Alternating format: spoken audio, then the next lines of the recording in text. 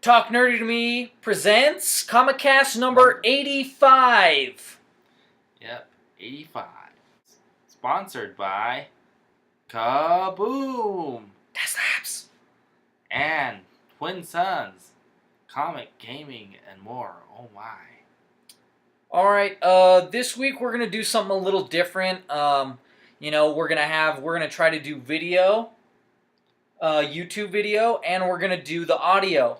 The audio is going to be the full version. It's going to be all the comics that we cover for the week of what week? The week of the 12th. June 12th, I think, right? Yeah.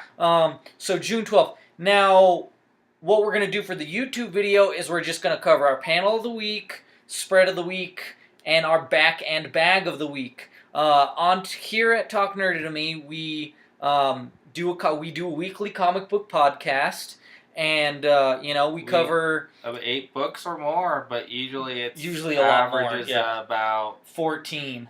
12 or 30. Yeah. Yeah, 14. Anywhere from like 10 to like 14 books is what we usually cover. Yeah, and then sometimes we get murdered with 16 and 18. So, but that's why we're not going to do a full YouTube video of all the comics, because then it would be an hour-long video, and let's be honest, you don't want to watch a video that's long usually on YouTube. You just want to watch a few minute video. Yeah, so that's what we're going to do. We'll pretty much just show you our best comic of the week, our favorite cover, our favorite panel, and our favorite spread. Right. Which, by the way, we haven't even introduced ourselves. I'm Pablo Gunner. And I am the ambassador. And we are here at Casa de Gunner, okay? Hence the, the Thanos behind us here on my couch. And, but don't worry, we're DC fans as well. Yes. Don't let the Thanos deceive you. Exactly. Because if Thanos, Galactus. Galactus. I feel like an idiot now. No. But, because on the other side is the Justice League. That's a lie. Yeah, right there.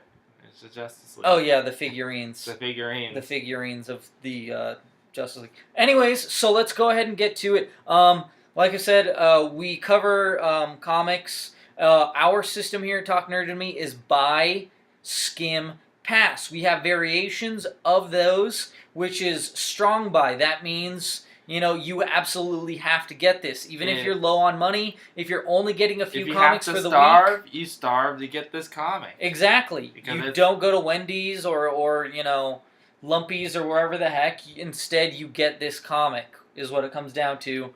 You have stale bread at home, instead of a nice, juicy, lumpy burger. Yep, I blame Thor for that many times. So, yes, we'll do that. So, strong buys are the ones you absolutely have to get, especially if you're not getting that many comics that week. Buy means, well, it's just a buy.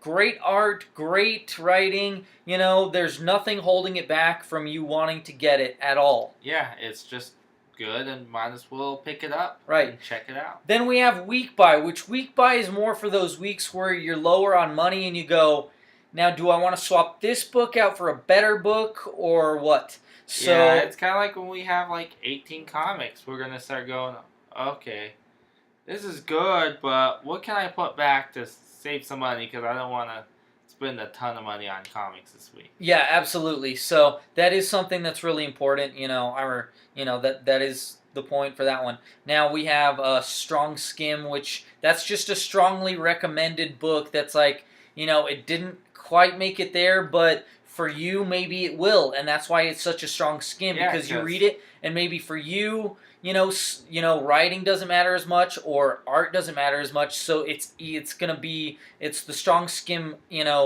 can easily lead into a buy. Yeah, there's a good example of that is if Jason Aaron is writing a book and it happens to have crappy art, usually you're still buying the book or looking at it just because the guy can write so well.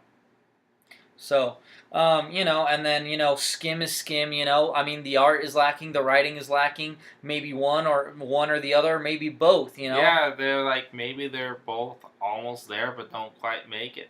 And then a weak skim is practically a pass. It's one of those where it's like, hey, if you have a lot of extra time on your hands, go ahead and give it a skim. and check it out and see if you'll be into it. But most likely, it's not that great. So Or it's whatever. supposed to be a beginning of an event, so you may want to look at it just because it is a big event coming up. Right, or it's one of those books that you just want to know what's going on, so you just skim it really, really quick, even if it's a crappy book. Yeah, kind of like what I did with Superior and that big deal issue that ended up being crap. Yeah. So, and then pass is pass, there's no variations for that. Pass is a pass. Yeah. So let's go ahead and jump into this because we don't have that much time left. Okay, we have my panel of the week is in Guardians of the Galaxy #3. It's written by Brian Michael Bendis, art by pencils by Steve McNiven and Sarah Pichelli. Inkers John Dell, Steve McNiven, and Sarah Pichelli. There was slight there's some parts that look just so phenomenal and some parts where I was like, I feel like this could have been a little bit better, but throughout most of it, I was really, really blown away. There was some great stuff in here in this issue, like with Tony Stark. Some great expressions. The expressions on his face, which they're all different. And I love the dialogue with him too. It's classic Tony Stark mixed with him kind of more grown up. Yeah. So, but here's my panel of the week. You probably can't. Oh, there it is, with Groot right in the middle. Just the sorrow in his eyes and everything, it's just something that blew me away to no end. I was just supremely surprised and, impressed with it. I was just like, the sadness, it just captured, how can you make a plant look so human? That was a very talented thing to make, to see that sadness and just the same thing, the power of, he says, I am Groot, and it just seems sad, he just came back from the dead pretty much, and saved everybody. Yeah. So it was a really powerful moment for me, so that's why that was my panel of the week there in Guardians of the Galaxy. My panel of the week came from Savage Wolverine. And basically, at one part of the book, they have Kingpin doing what Kingpin does. Right, and the reason it's so great, why is it so great? Because it's drawn by Joey Madureira. He is back, you know? And it's good to see Joey Mad doing a classic Spider-Man villain, even though it's kind of weird. I'll be honest, this book I was kind of wondering, when's Daredevil gonna show up? This was B-Bow contender material just because of the art, and then Zeb Wells, he's a great writer. Awesome writer. He's great at writing Spider-Man, but he did a really solid job with Wolverine as well. So and even Electro was pretty spot on. Electra? Yeah. I thought you said Electro. Oh. Completely different, too. Completely different. That's a dude. Well, besides that, one's electric powers and one's this chick with size that's a ninja and a keeps badass coming that's back. hot. Yeah. So my spread of the week can go to none other than Superman Unchained, #1 by Scott Schneider, written by Scott Schneider, drawn by Jim Lee, because it is a poster spread.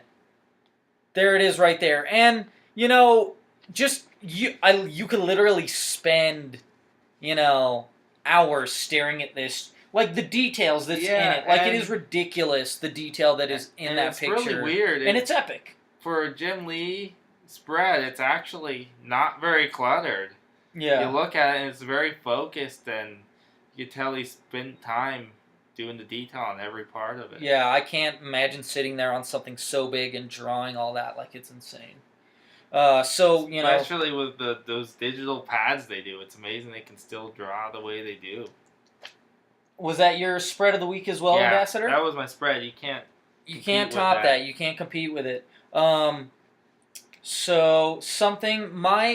My back and bag, which we still have one more thing to cover, which is our cover of the week, which is my back and bag of the week. That's back and bag. That's what we consider our best book of the week, back and bag material, And my cover. So that's the Ambassador's cover. Now, I didn't buy this book, but I read it, and The cover is awesome. Batgirl number 21. Love that cover. It's so awesome. Like it's just really detailed. It looks really really amazing. Check it out. I'll be showing it on my written reviews, so you'll be able to see that cover there. You'll be able to see the details, so you'll be able to see it on there. Maybe I'll put a little caption. Maybe I won't. I don't know. If I'm lazy, I won't do it. If I'm not lazy, maybe I will put a caption, or maybe I'll put it at the bottom. Who knows? Or if you want to just look at our comic book list and all the covers will be on yes, our weekly, because we post a comic book list every week. It's not a full list. It's not every comics. It's just the ones we may be interested in, or if we know our fans are interested in it. Yes, people friends of ours or just people that we know that they're into, we'll post those on there too. Unless it's Superior Spider-Man, usually I avoid. Right, we don't like promoting that book. We don't support it. But this is my back of the week, my favorite book of the week, my best book of the week, in my opinion. And the thing is I feel like we haven't had one of these as back in a long time, and I'll do my best not to spoil it, because this is one of those books that has a lot of spoilers. So good, though. This is why this book was back material for me. Okay, first of all, you think you don't expect it. The ending is really brutal. Yeah. Like, to see... and I was bored... To see what happens to that guy... because I was borderline laughing. To see what Negan does to that guy is like to see... Like, it looked awesome. It looked grotesque. It looked hardcore. It was so awful and grotesque looking, yet his twisted humor was still kind of funny in a... really weird, sick, creepy, demented way, and you felt like you were less of a person for laughing at it. Yes. So, not only that, we have something where we have this group, and they're planning something to, go after this guy. This whole group of, like, villages or communities or whatever are coming together to take on this guy. Well, it seems like everything's working well. Yeah, except for Rick, of course. He still thinks ahead a lot. Yeah. And he's like, well, yes, I like the idea of this attack, but before we do it, I need to give Negan more supplies. Yeah. Because if I don't do that, he's going to know something's up. Yeah. So, but what I love that Hickman's so great at, because he's writer, creator, Kirkman. Owner. Yeah, that's what I said, right? You said Hickman. Hickman? Oh, shoot. Kirkman, yeah. Robert Kirkman? Yeah, Robert Kirkman. This isn't Zombies in Space. Yeah, it's not. So, Robert Kirkman, he does a great job at throwing a twist at you. He throws a monkey wrench in. You go, everything's working out. I'm excited to see what's going to happen. And then he throws something and you go, oh my God, I did not see that coming at all. You saw hints oh, crap. He hinted at it towards the other issues, but I didn't think it was going to go in this type of direction, all those hints. Because he's been dropping little hints like every other issue with this character that gets killed. So yeah, so that's why, just like Kirkman, you've been writing this, it's 111 issues, and I'm not bored yet. I'm not bored. I mean, maybe an issue here and there will bore me. Well, not bore me, but I'll be like, not as good as the other ones. Not bored. I've never been bored, but I've been like, not as good as the others. But if you put it in with a trade, it's just fine. It reads great in trade, It flows well. Right. I mean, I just can't wait to read it. That's why I pick it up in issues. I would like to read it in trade, I just can't help myself. Yeah. It's better in trade, but once you start reading it in issues, you can't go back. Yeah, you can't. It's kind of like black. Once you're black, you can't go back. No, it's once you go brown, you never take a step down. Okay? So, that's what the wife says, at least. But anyways, so that's why it was my back and bag, because he still surprises me, to this day. Yeah, and it was one of the contenders. It was that and Savage Wolverine. Yes. But I'm probably going to go on another broken record, but Thor, God of Thunder. It's just... Number 9. It's just, these books are just so epic. And it's one of those few books where I actually reading the narration, and it's actually getting me more hyped up reading the narration. Yeah. Usually the narration's kind of something I read, and it's still kind of, it gets in the way of the comic. I feel like most narration does. But this one, it just goes right in with the comic, and as you're reading it, you're kind of seeing it pictured in the art. Mm-hmm. I love it. Yeah, like you said, it's the epicness, it's the scale of this. I mean, we have the end of all gods and possibly the universe, I feel like. And 3 Thors. Yeah, 3 Thors from 3 different eras, you know? Yeah, and it's fun to see how different each one is. Yeah, it is really crazy. And they kind of don't get along, because, especially the older one, because he's like, man, I was such an idiot then and then. Right, a lot of I feel like the only thing they really have in common is they all love ale. Pretty much.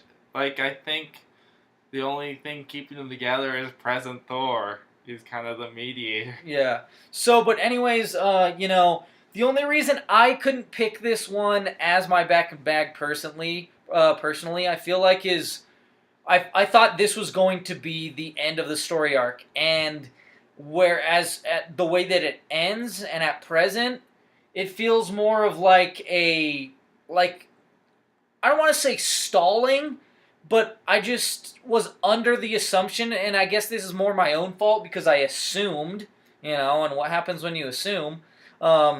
So when I assumed, I thought, oh, hey, this is going to be the end, and this is going to be, you know, and it was really epic, and I thought, hey, this is it. But that's part of great writing, though. I feel like is throwing people for a curveball, throwing that curveball at them, and going, I'm going to do something that you're not expecting. And with Jason Aaron, it's like, it's not getting dragged out in a bad way. No, not at all. Because it's just well written. You're just seeing more awesome, really, is what it comes down to. Because really, he could have, most writers would have just finished this whole story in like 6 issues. Yeah. And it's still going with 9, and he could probably go for another 9, and it'd be just fine the way it is. I think it's all going to be up here, though, the way that it ends. I think it's going to... Because what I kind of think is maybe Gore will, like, when someone goes, well, now that none exist and you're really the most powerful, that makes you a god, so shouldn't you just kill yourself? Yeah, and our favorite skinny god from the future even tells him, you're becoming a god. Volstagg.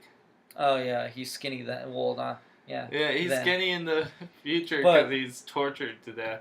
So, yes, so that's it for the video. If you, like I said, if you want to get the rest of our comics, you'll have to go to the website www.talknerdytheshow.com, and you have to put the W's in, otherwise it goes to some other thing.